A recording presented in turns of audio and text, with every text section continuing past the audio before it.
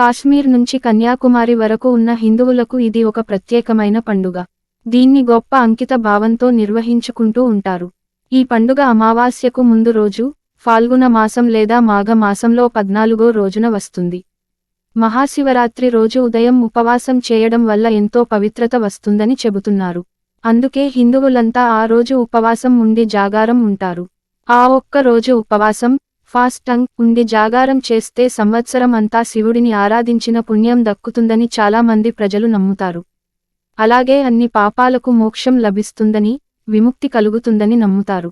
స్కంద పురాణం, లింగ పురాణం, పద్మపురాణంతో పాటు అనేక పురాణాలలో ఈ మహాశివరాత్రి ప్రస్తావన ఉంటుందని నిపుణులు చెబుతున్నారు.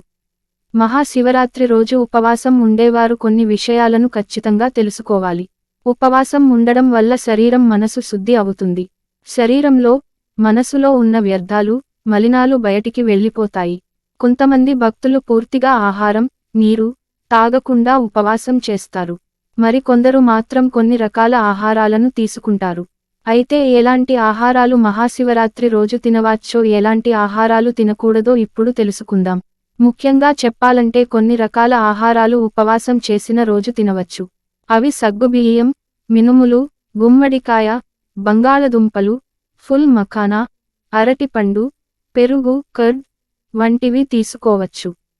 వీటితో చేసిన కొన్ని రకాల ఆహారాలను కొద్దిగా తీసుకోవచ్చు.